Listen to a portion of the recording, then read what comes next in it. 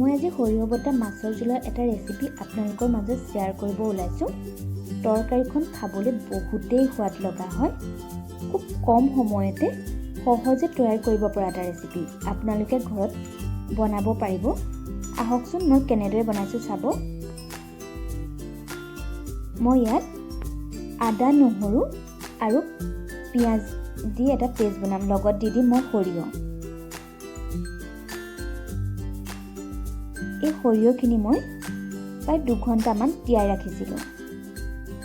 এতিয়া ইয়াত মই অলপ নেমু চেপি দিছোঁ, কাৰণ নেমু চেপি দিলে সৰিয়হৰ তিতা ভাৱটো নাথাকিব।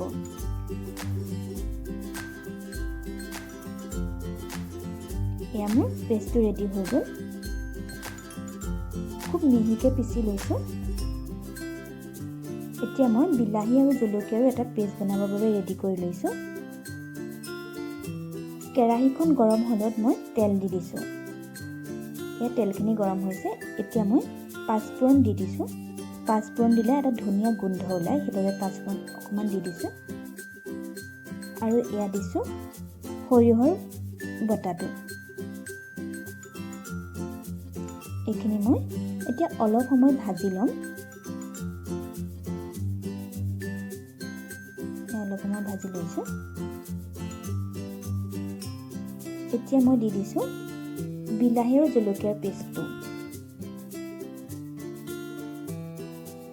ভালদৰে মিক্স কৰি লৈছোঁ। এইটো এনেদৰে অলপ সময় ভাজি ৰাখিম।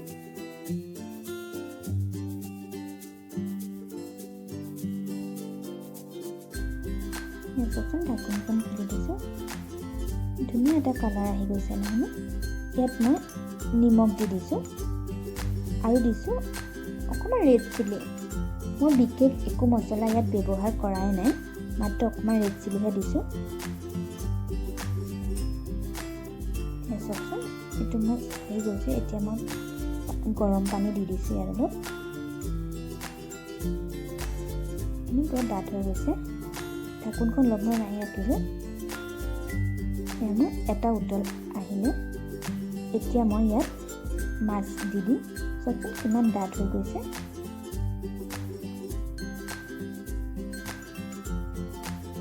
আপোনালোকে যদি ইয়াতকৈ জুলীয়াকৈ খাব বিচাৰে তেন্তে আৰু অলপ পানী দিব পাৰিব।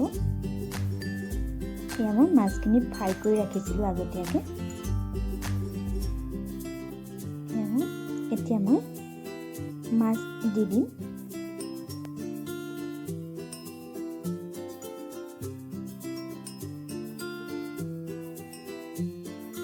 অলপ মিক্স কৰি আছোঁ এইখিনি।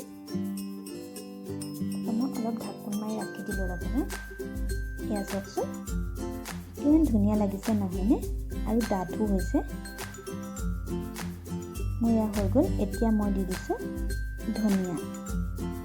গেছটো অফ কৰি দিলোঁ, যিহেতু মোৰ এইখিনি হৈ গ'ল। আপোনালোকে এনেদৰে বনাই বাৰু খাইছেনে? বহুতেতো বনাইছেই, খাই ভালেই পায়।